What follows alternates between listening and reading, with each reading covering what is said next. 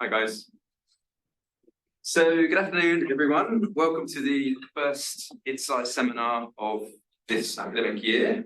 It's my pleasure to welcome Guy Paxman from Durham University, where he's doing a Leverhulme Fellowship, Early Career Research Fellowship.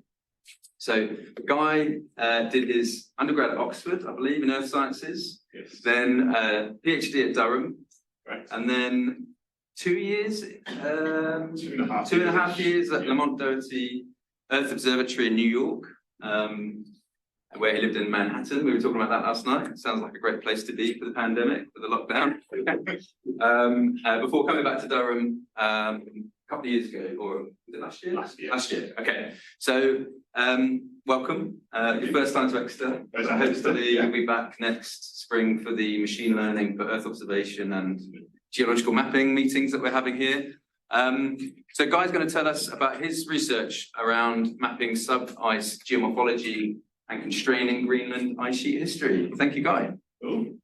Thanks very much. Thanks, Steve. First, thank you for, I guess, the welcome, and also for the invite as well. You say it's my first time in Exeter. We were saying last night, I think I've actually not been even in this part of the country since the early geology undergrad on the Dorset coast looking at fossils.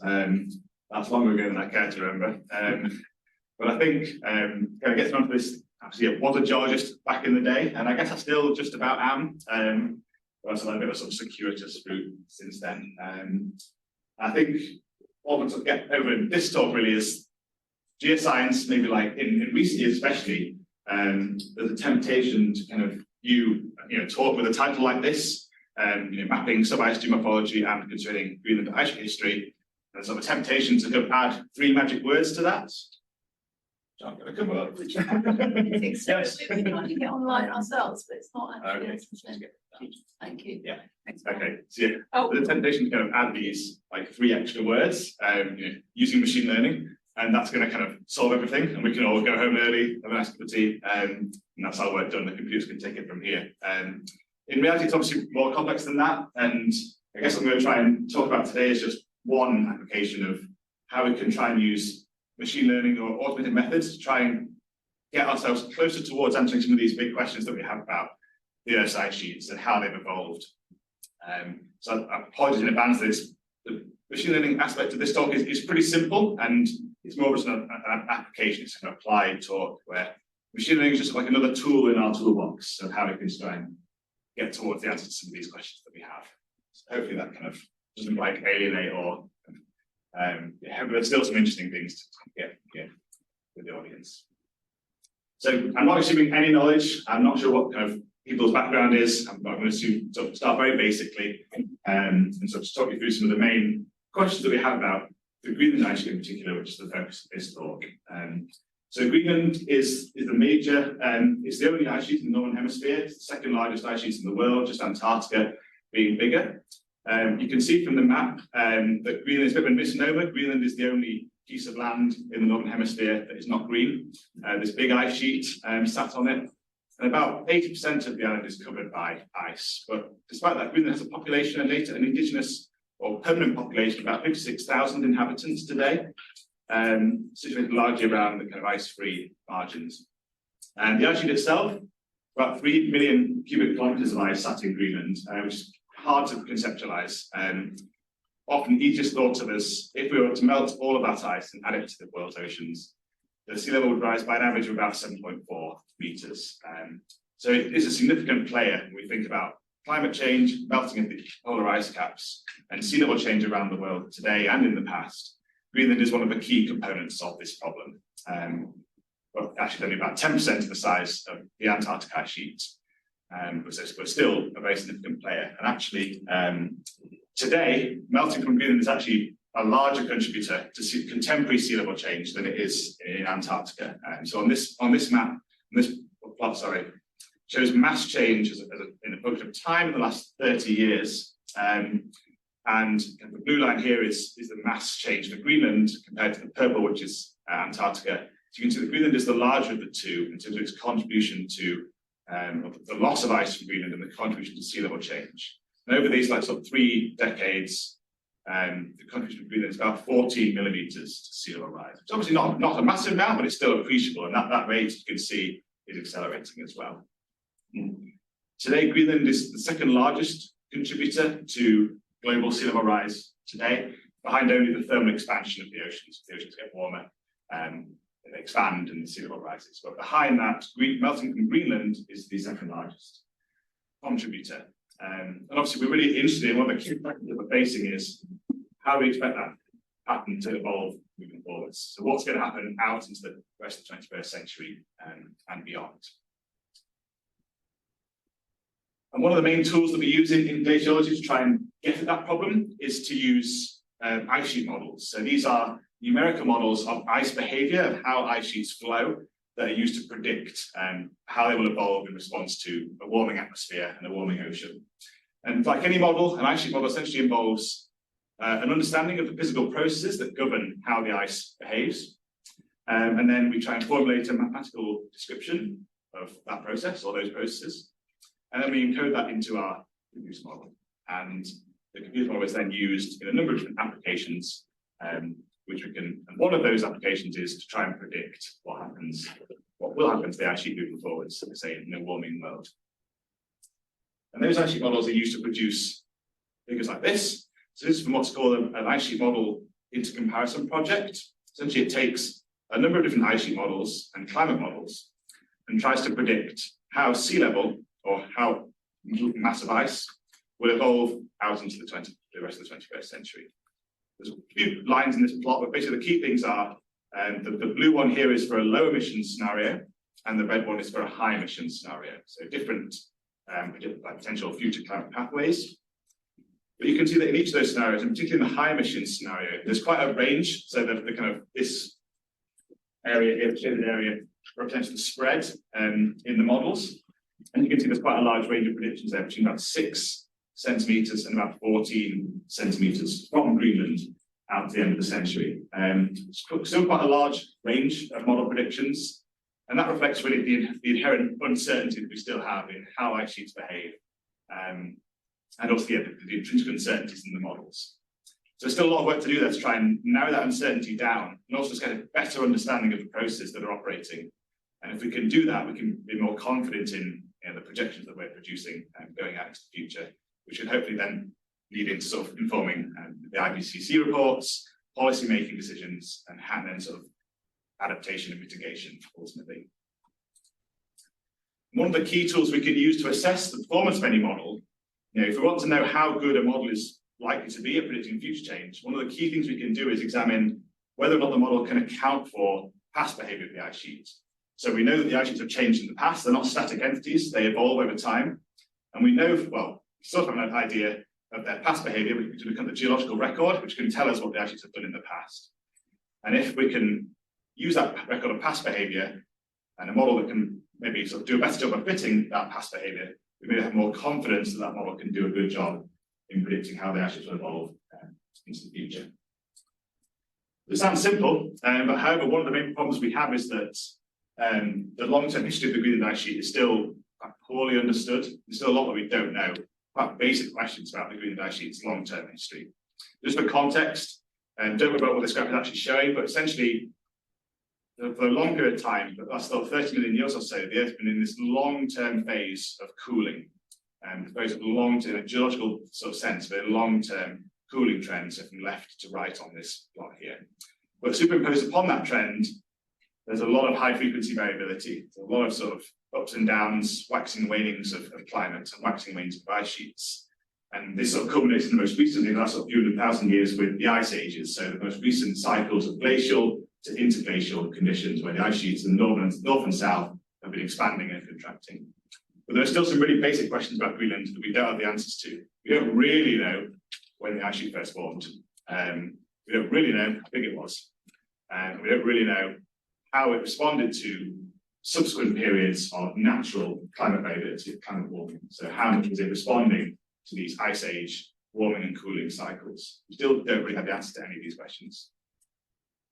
One of the main problems with that, we don't really have that many data-based constraints of the extent of the ice sheet in the past.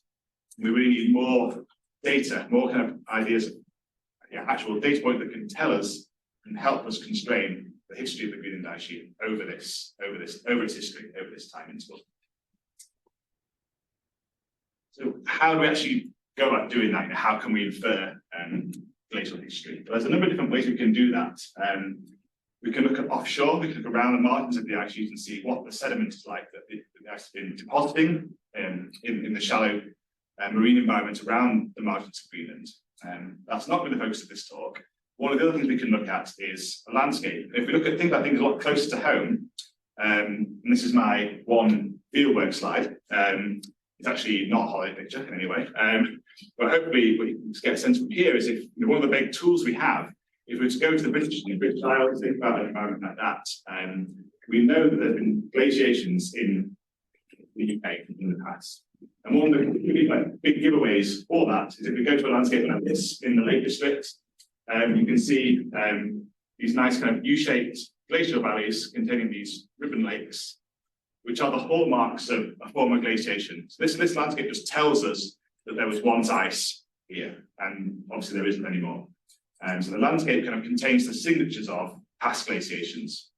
And there's lots of work that's been done in the UK and in other Northern Hemisphere ice sheets, and using landscapes and landforms within those landscapes to reconstruct ice extent in areas that were once covered by ice but aren't anymore. Okay, so times when the ice was more extensive than it is today. In Greenland, we've got the opposite problem. We've got a big ice sheet there today. What we're interested in is trying to understand more about the times when there was no ice in Greenland or much less ice in Greenland. So obviously the challenge is we've got this big ice sheet sat in the way, and the topography, the landscape which can tell us something about that ice sheet's history is sat underneath it. So we need a way of trying to look through that ice sheet. So this is a video which I've stolen from NASA. Kind of shows one of the main tools we have for surveying the landscape under the ice. So this is where the remote sensing part of the talk comes in, which is one of the buzzwords I've been told to mention. So over the last sort of 20 years or so, there's been a really concerted effort to map out, using airborne radar surveying, the subglacial topography, the ice thickness, and the subglacial landscape of Greenland. Essentially relies on survey aircraft flying up and down, crisscrossing the ice sheet, as you can see here. And these sort of aircraft are equipped with radar sensors. So radar, fortunately for us, ice is very transparent to radar. So the radio waves can pass straight down from the plane through the ice sheet and bounce off the land surface at the bottom and back to the aircraft. They also kind of give us these really beautiful images of the internal structure of the ice sheet as well. You can see these layers of ice within the ice sheet. And because we know how fast the radio waves travel through ice, we can work out their travel time. So how long it takes to get back to the aircraft. And that gives us an idea of how thick the ice is and therefore how high the land is below the ice sheet. So we can use that to produce what I sort of still find really kind of fascinating images of the ice sheet. So this is meant to be a cross-section through the Greenland ice sheet as imaged by radar. And the black line here is the surface of the ice sheet. And then you can see as you go down through the ice, these internal layers, these sort of stratigraphic horizons within the ice. Each of those effectively is a former surface of the ice sheet, which has been buried by new snowfall and been compressed down through the ice sheet. And you can see in some places that's really conformable, really kind of nice and easy to follow. In other places it's all messed up and deformed, which tells us something about the behavior of the ice sheet actually in the past. But the internal layers only really take us back maybe thousands, tens of thousands, maybe 100,000 years in the past, which is still a long time. That tells us a lot. And if we want to get further back in time than that, the key reflection is this very last one. This is the base of the ice, the very land surface that sits in places beneath 2 or even 3 kilometers of ice.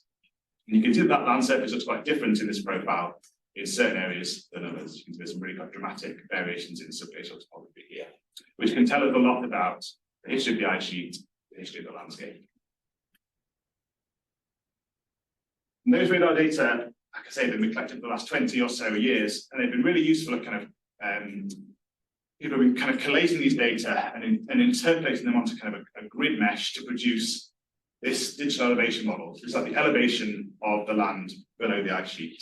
And these are really useful. They can help us simulate the ice behavior. They give us a boundary condition, a surface to simulate the ice sheet on in our models.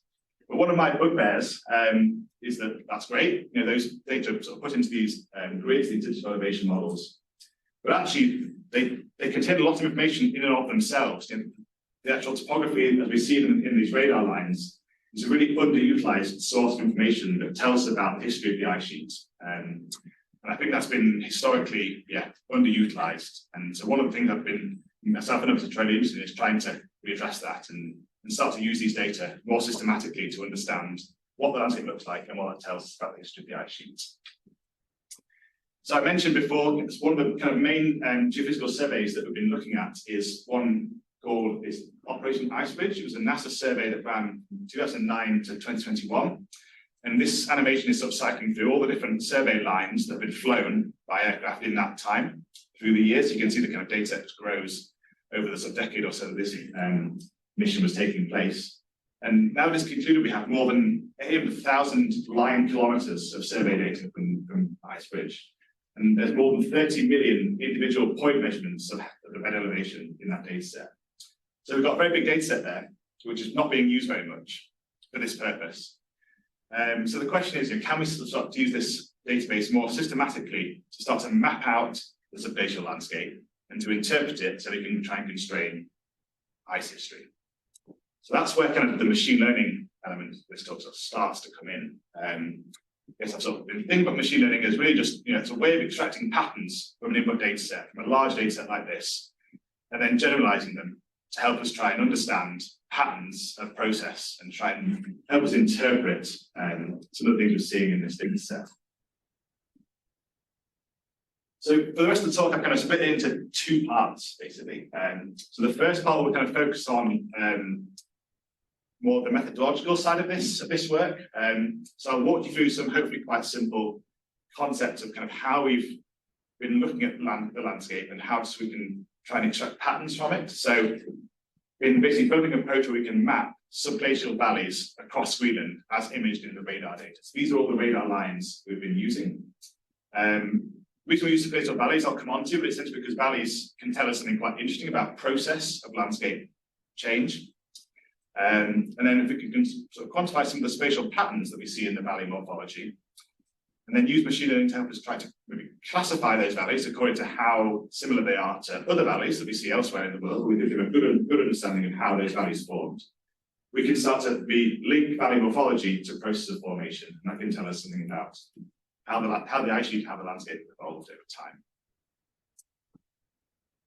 So, like I said, I'm going to assume no knowledge here, but hopefully this is something that's familiar to most people. I don't know how many people have got kind of like geography at school, but you probably would have been told at some point that we can think of valleys in these sort of two forms. We've got valleys formed by rivers, which look like a V. I've got some nods, that's good. And we've got valleys which are formed by ice, which look more like a U. Okay, so we've got V-shaped valleys and U-shaped valleys on our sort of end members of what valleys look like. And it's sort of glaciation and ice age that cause the erosion of these U-shaped valleys that you see, for example, in the Lake District, Scottish Highlands, for example. So that's the sort of the GCSE paradigm, if you like. Now, up front, that's an oversimplification. That's not quite what valleys truly look like.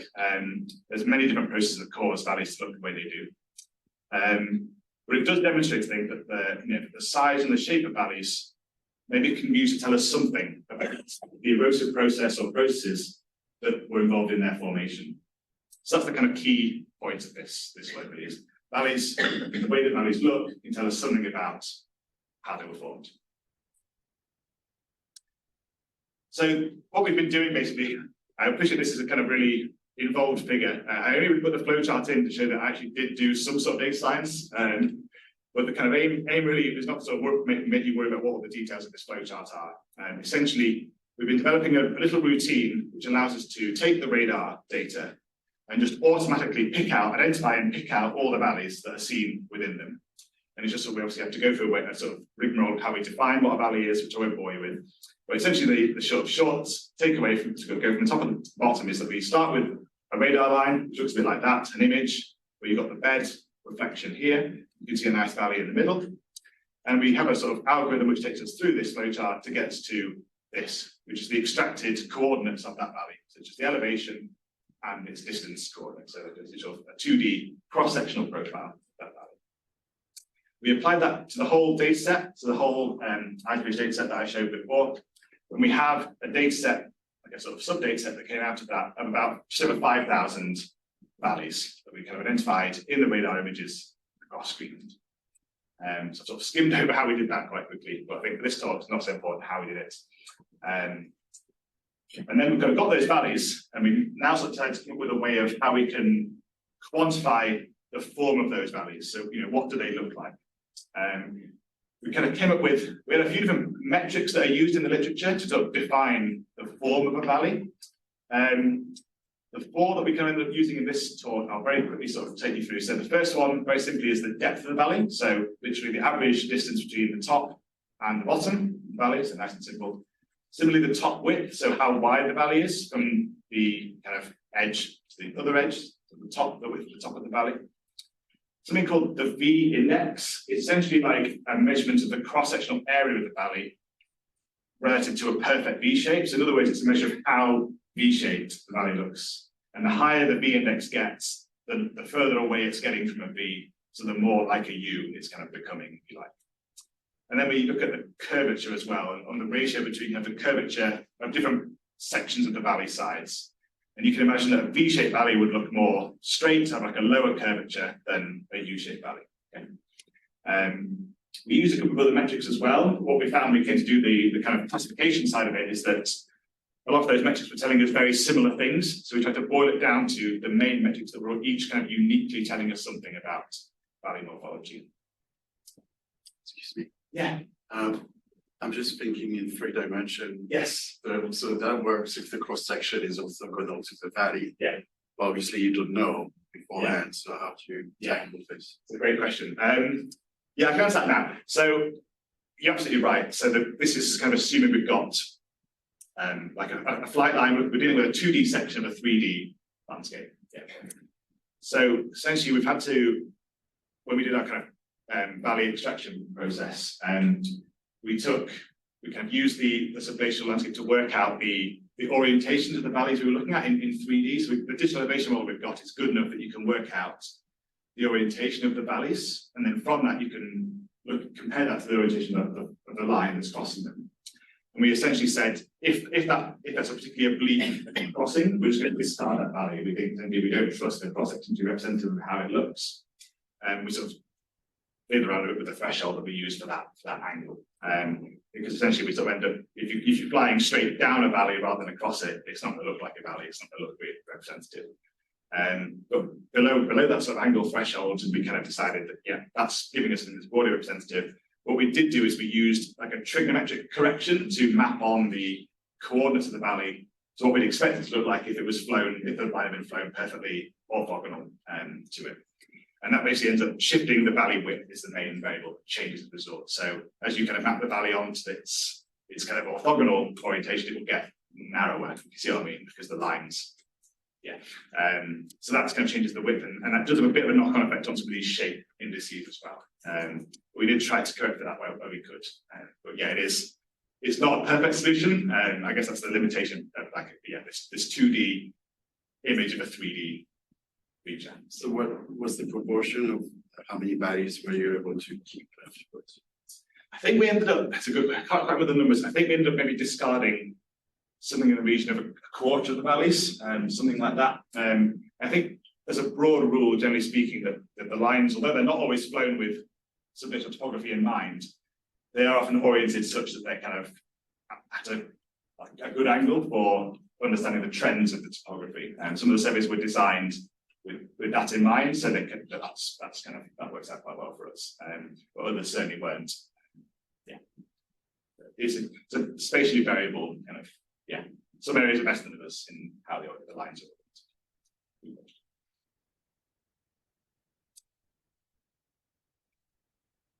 Oh God, yeah.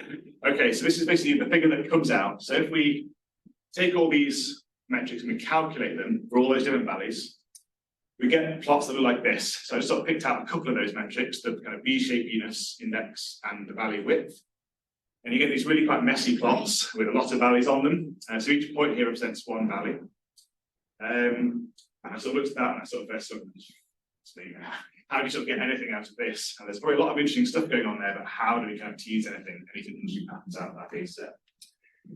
So we tried to kind of, and this is where kind of, I guess the machine learning side comes in. So we've got lots of potentially interesting patterns here. But how can we start to try and interpret that in the context of landscape evolution?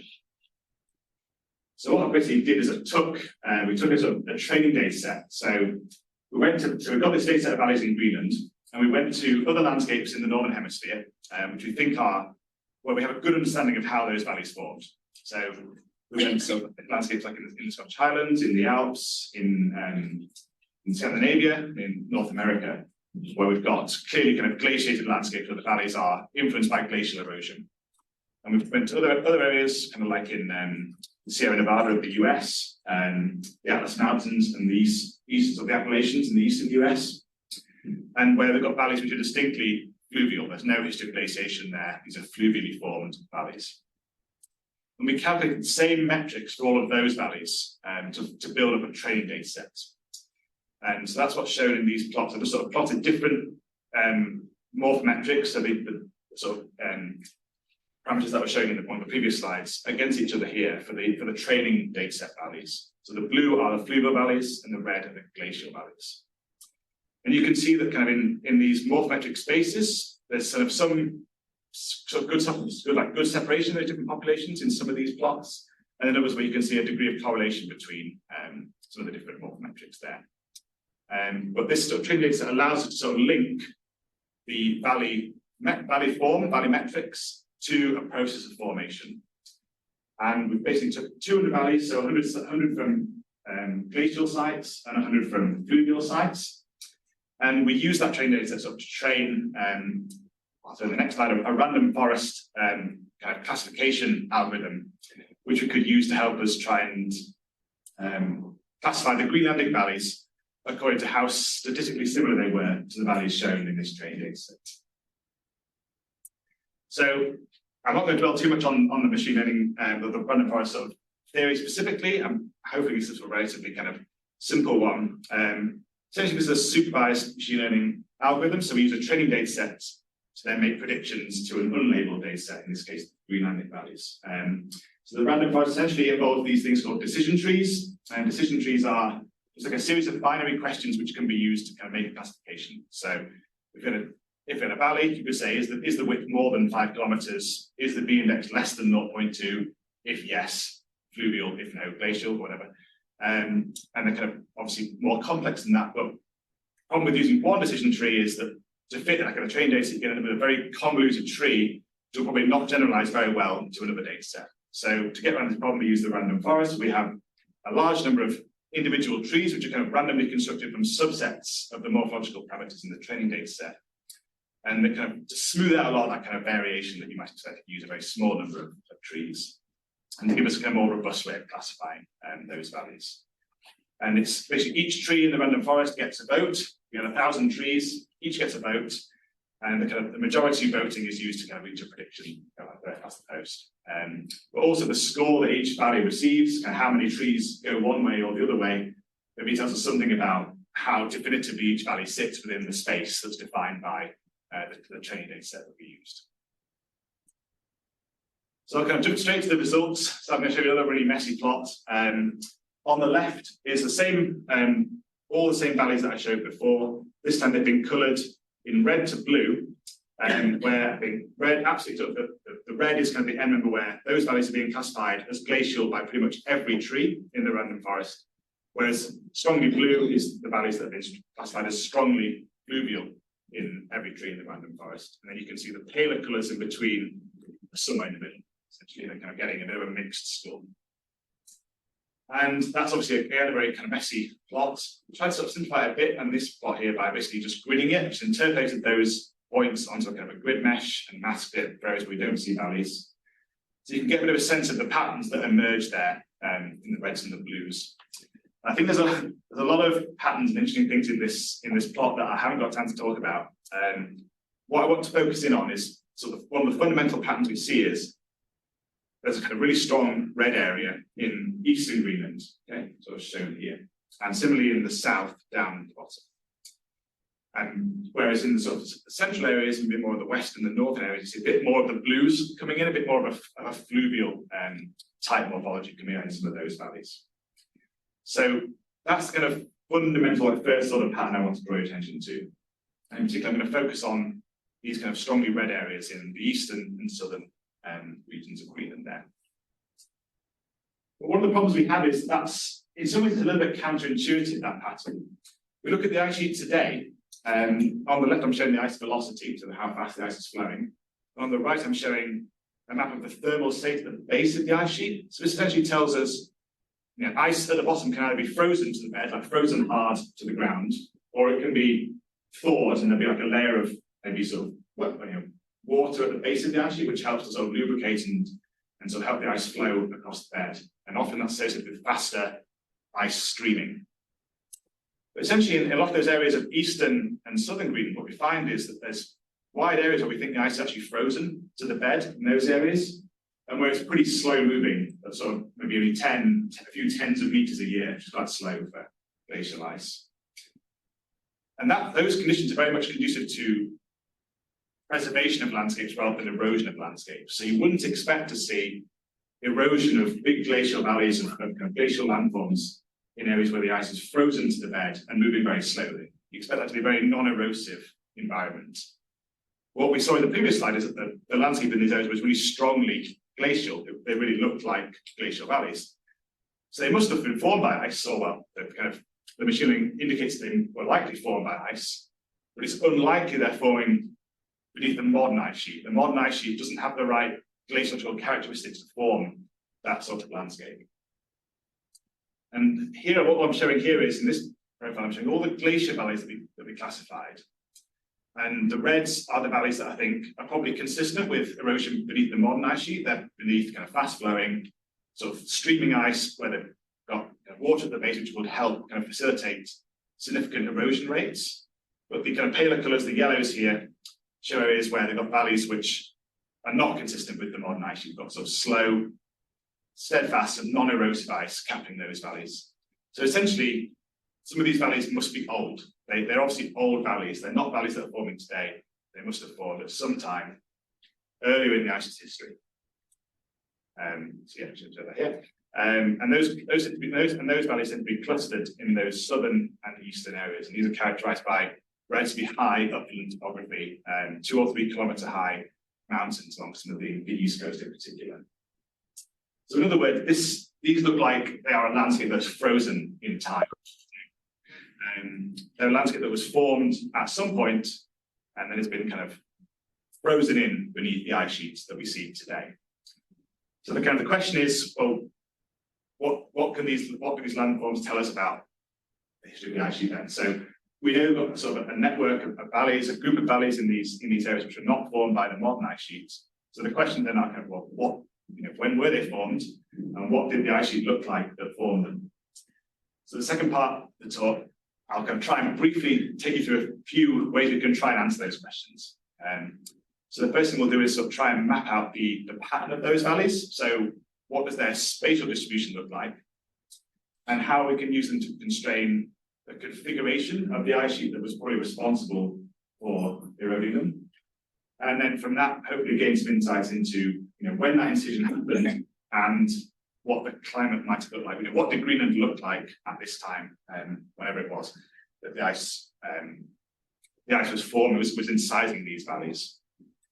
So another sort of method that we introduce here in about a minute is combined with the res data, so the radar imaging that I showed before. We can also use the surface of the ice sheet as a bit of a record of what's going on underneath, and it relies on the idea that the ice surface, in a really subtle way, kind of mirrors the topography below. So you can think of the ice surface as almost like a bit of a ghost image that is sort of draped over the bed.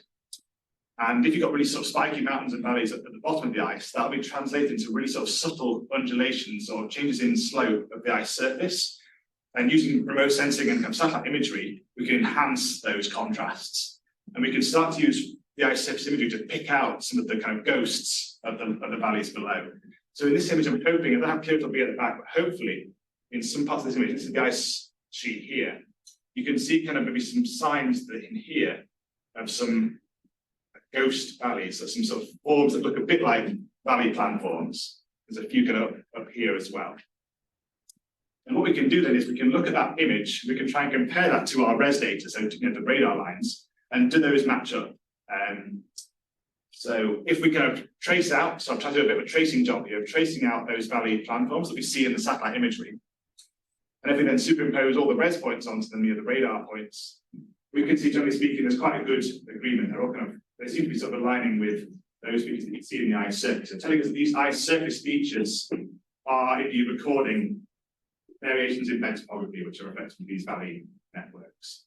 So if we combine the radar mapping with the ice surface mapping, we can build up a better picture of not only what the valleys look like in cross-section, but also what they look like in planform, what they look like from above. And together, that's quite powerful in telling us something about what the landscape looked like and how it formed. So I've sort of zoomed out now and sort of showing you a picture of the mapping of these valley planforms across the south and the east highland areas of Greenland. There's two classes here. I've got purple and green.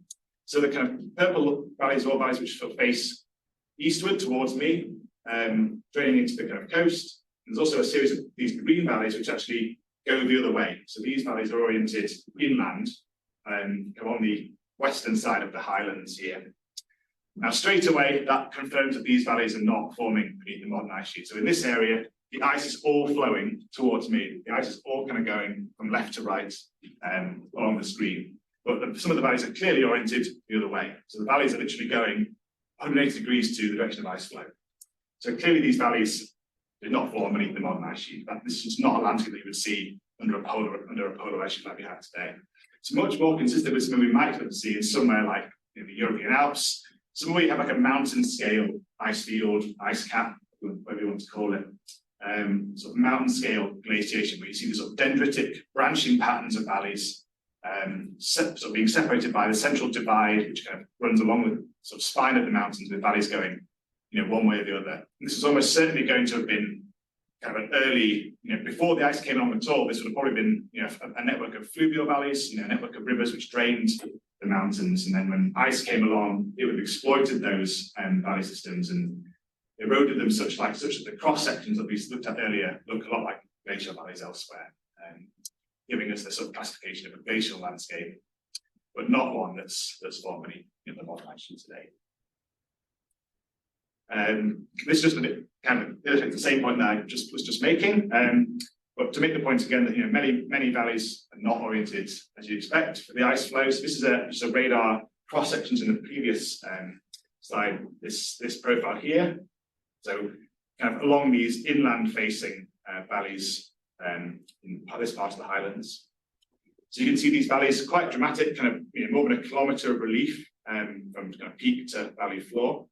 But this is the ice flow velocity today. So you can see it's not only is it very low, about sort of 10, 20 meters a year, but there's no real kind of spikes of velocity through the valleys. So ice is not being focused through these valleys today. It's just sort of sat there. Cold, slow, non-erosive. But all the ice is really doing is protecting these valleys. It's freezing them in time, it's protecting them from erosion today. So they were much more likely formed by much smaller type of ice sheets. So presumably at some time when the climate was warmer in Greenland in the past. So then the question is, can we try and understand what that climate might have looked like? How could we count, and what does the ice sheet look like at that time? So this is where kind of another part of the talk kind of comes, I think it's the last method I'll touch on, comes in, which is a bit of ice sheet modelling. So like I mentioned at the start, ice sheet modelling and how we can use ice models to tell us something about the ice's history. So what we're trying to do here is just use an ice sheet model to ask the question, can we use a simple model of ice behaviour to grow an ice sheet with a configuration which broadly matches that's implied by the landscape that we've been mapping? So to do that, we kind of the two key parameters that we're thinking about in this ice sheet model are, we need to know the temperature. Temperature governs where you get ice, where you don't get ice, and the precipitation, which obviously governs the supply of moisture, snowfall, which kind of allows ice to grow. So for temperature, we go use some, well, for both of them, we sort of use some relatively simple distributions, kind of based on some kind of climate model output. Don't worry too much about where these come from. I guess the key thing is we do a few experiments to sort of vary the temperature field to see what sort of temperature conditions do you need to get an ice sheet which looks broadly like the one that's implied from the valley mapping. And then we can use those simulations to kind of get a range of different ice sheets and compare them to the landscape that we've been looking at and see what's the kind of parameter space in which we can get good agreement between the model and observations. So we use an ice sheet model called the parallel ice sheet model. It's a relatively simple one. Essentially, it just involves taking the bed topography, so it's an ice-free land surface, and we identify, we just play around with the climate conditions to kind of see what sort of ice sheet we can grow, depending on the temperature. And then we can see which of those best match the observed valley extent that we mapped out in that region. So this is a complex graph. Basically, it's like a big matrix of all sort of simulations that we ran.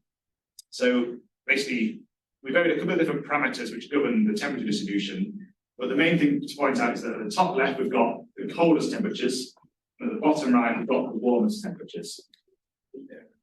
You can see that's reflected in the ice extent, which is the colours here. So this has got the largest ice sheet up here where the temperatures are coldest. And then if we increase the temperature, we get warmer experiments, we get very little ice forming. And hopefully in each figure you can see there's like a black outline which sort of marks the rough extent of those kind of inherited, those old valley networks that we see. And we can try and see which of these experiments best matches that observed distribution. We can just use a simple sort of misfit calculation. We sort of work out the misfit between the observed and the modelled ice extent.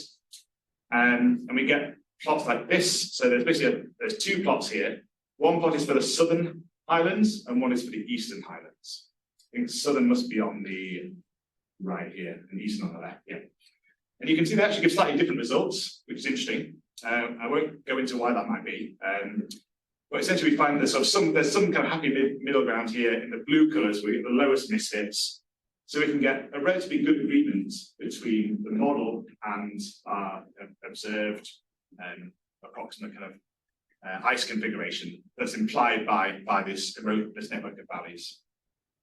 And that kind of then gives us an idea of what the temperature might look like that correlates to the best fitting model ice sheet.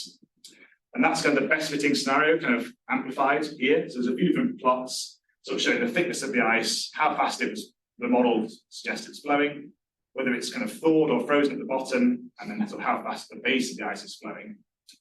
So don't worry too much about what these are showing, but I guess some of the main things to take away is that the ice looks like a sort of largish but kind of confined to the upland topography, kind of group of ice fields with sort of fast flowing ice draining off kind of either the two sides. So kind of you've got ice flowing to the left here and then to the right on the other side. And these kind of darker colours show the kind of divides between where the ice is flowing either side, which is much more like what the valley networks imply, kind of a more radial flow, more kind of flow that's being focused on either side of the highlands there. And the kind of simulated ice flow kind of tends to radiate from those central divides either side of the mountains and flow through those valleys. And given the velocities we're looking at and the kind of the thermal regime compared to the modern ice sheet, this looks much more convincing like an ice sheet that would have been capable of incising those valleys out, of the erosion of those valleys. Much more sort of focused ice flow through those valleys. And this ice sheet that we sort of simulated here has a volume which corresponds to about 0.5 metre of sea level. So this is sort of about less than 10% of the volume of the modern ice sheet. Is a sort of configuration of ice that's probably broadly consistent with the formation of those hidden valleys that we're mapping. So just in the final couple of slides here, I just want to sort of very, very quickly race through. Can we say anything about when those valleys might have formed? So we've sort of modeled an ice sheet which is broadly consistent with how those valleys might have been formed. Can we say anything about when that might have happened?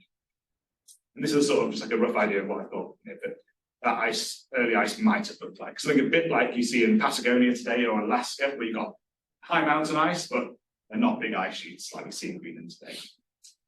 So if we look at this is like a record of basically Earth's climate back to 60 million years ago in different sort of chunks. We are here, sort of in the 21st century, with some different projections out to the future. And if we look back in time, I think this dashed line is sort of the modern reference temperature, or pre-industrial reference temperature probably. You can see there's certain times in the past where we think temperature has been higher than that. So maybe times where the climate has been analogous to the climate of today or the climate that we're heading into. And just two periods I want to very quickly touch on. Basically, there are a number of periods in the last million years where we have these interglacial periods, sort of naturally warmer periods in time, about every 100,000 years in these cycles, where we think climate was warmer, so there could be potential candidates for loss of ice in somewhere like Greenland or Antarctica. So we think about those interglacials, and we ask, how likely is it that these valleys, this sort of early ice sheet could have been happening then? There are a few reasons why I think that's probably unlikely. Chief amongst which is that the models of this time kind of indicate that actually most of the ice sheet probably did survive these warm interglacials. There probably wasn't a really dramatic reduction in ice that would be necessary to kind of get to these landscapes that we're seeing. And moreover, kind of evidence for sea level at that time suggests there was not really enough sea level change to give you these really big amounts of ice mass loss, probably between 1 and 3 meters of sea level rise compared to today at these times. So that's not enough to kind of necessitate a really dramatic loss of Greenland. Probably there'll be some mass loss at this time, but unlikely the scale that you sort of expect from what we're finding.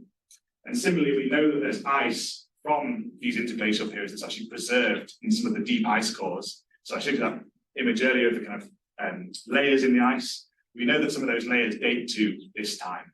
So if there's ice still present from that time, we know there must have been some ice in Greenland then. And where the ice is located again suggests the ice was still relatively extensive. So we can probably discount those interglacials as the main period of valley formation, of the formation of that landscape that I was showing earlier. So we probably need to go back a bit further. And if we go back to a few million years ago, between about 3 and 5 million years ago, an epoch called the Pliocene. And that's often sort of citing kind of climate studies, paleoclimate studies as a potential analog for where we're heading. The Pliocene, you can see there, was a time when it was a warm interval. CO2 was well above 400 parts per million in the atmosphere, so where we are now. Temperatures were 2 to 3 degrees warmer than the pre-industrial, and obviously, on our way to that. If we think about the Paris Agreement, 2 degrees is the absolute upper limit, probably even 1.5 we need to be sticking to. So the Pliocene is an analog that's often used for the future. And if we look at kind of a model plot here, on the left, this shows, it's obviously a heat map of different published ice models. On the left, it's for the more recent interglacials, like I showed in the previous slides. And you can see they get quite extensive amounts of ice here, which don't really map with what we're seeing. But if we go to the Pliocene, the published models have something a bit more restricted, a bit more like the sort of extent that we're inferring from the mapping that we've been doing, indicating that the Pliocene is probably a more likely candidate. And this would have been likely during the time when the Greenland Ice Sheet was in its earlier stages of formation. We don't really know exactly when Greenland Ice Sheet first formed, and it was probably during the Pliocene when it was kind of existing in this state of mountain glaciation, where you had at certain periods ice confined to the high topography because the temperatures were simply too warm for it to exist anywhere else, and giving us the sort of conditions that you'd expect to be consistent with the landscapes that we're observing. Just one final plot to show you, which is so I'll show you that just broadly correlates with the other data that we see. Here I've got a graph showing latitude, so up Greenland from the bottom of Greenland here to the top, and it's the temperature gradient. So at the present day, the blue line, that's the temperature distribution broadly with latitude in Greenland. So you can see quite a steep gradient there, with temperatures about minus 20 degrees in the far north, just above zero in the far south. The best fitting gradient that we use to match the valleys that in our ice sheet modeling was this red line. So you can see that's not only temperatures were higher, but the gradient was actually a lot shallower. And this is the idea that sort of polar amplification, kind of warming, is exacerbated at the pole for kind of reasons of feedbacks to do with albedo and the change of reflectivity of the ice sheets. And there's about, I literally managed to do some sort of searching through the literature, and I found about three data points for the Pliocene where there's estimates of temperature from kind of terrestrial records. And those are those 3 points there. So that's not to sort of show that, oh, wow, we did an amazing job. It's more just so that there's a lot of uncertainty associated with these only 3 data points. But they do at least they sort of give us an idea that we're broadly in the right area. This temperature gradient is in broadly the right sort of space for the Pliocene. So the kind of ice sheet that we're modeling is consistent with a climate that is itself kind of the sort of thing you would expect to have seen in this at this time, the Pliocene, sort of 3 to 5 million years ago. Those data points, just for interest, those data points come from terrestrial records, we've got fossils recovered from this time. And actually up here you can see, this is actually the head of an ant, sort of fossilized. Ants don't exist in Greenland today, but they did in the Pliocene, and they tell us that the temperatures must have been significantly warmer than they are today. There's also fossilized trees, and the tree rings and the kind of use of looking at the geochemistry of those fossilized trees, again, can be sort of give some of these data points on this graph. So kind of we can start to think about how we can link these big geophysical data sets to actual field data sets, the things we sort of find going out into the environment as well. So that's pretty much where I want to leave it. Hopefully that wasn't ever going to lose too many people along the way. But just to sort of reiterate the key kind of takeaway messages. And what we're sort of seeing here is that there's valleys in the eastern and southern highlands of Greenland that are strongly glacial in their morphology, but are clearly not consistent with the formation beneath the modern ridges. So they're actually the relic valleys from earlier in Greenland's history. We think they were probably incised by mountain glaciers that were kind of exploiting an older fluvial network of valleys which existed before glaciation, and they're now preserved beneath frozen ice, which is doing a very good job of sort of insulating them and basically sealing them away like a time capsule. So these are probably the geomorphological imprint of a past configuration of the ice sheet that was much more restricted than the modern ice sheet. And so therefore would have existed during warmer climates of the past, and it contained about 0.5 meter of sea level equivalent, which is I think only sort of 7 or 8% of the modern ice sheet. So much more restricted ice sheet which would exist in Greenland at this time. And we think that tentatively that this ice scope was probably at least 3 million years ago in this warm period of the Pliocene. It's actually possible that some of this glaciation could have been even earlier than that, even maybe as far as sort of 10 million years ago. There's still a bit of a question mark there, before the kind of ice sheet grew to its continental size that we see today. And I sort of found this figure in a paper from about 20 years ago, which actually does quite a good job of sort of summarizing what Greenland might have looked like at this time. Hopefully now, though, we've sort of gone a bit beyond this cartoon of just a few little ice caps up here. Something that's a bit more data constrained, gives a bit more of a sort of quantitative sense of what that ice sheet might have looked like. So hopefully that's an idea of like how machine learning can be used as one of those tools in our sort of toolbox to try and tease out these patterns in these large data sets. But I sort of want to finish by saying there are definitely more questions that kind of need to be asked. Some of the plots I showed, there's other areas we could interpret other things. So there's kind of a lot more stuff to be done. But I hope that was interesting and useful. And so thank you very much again. I hope to take any questions. And yeah, thanks for your time. Thanks for listening.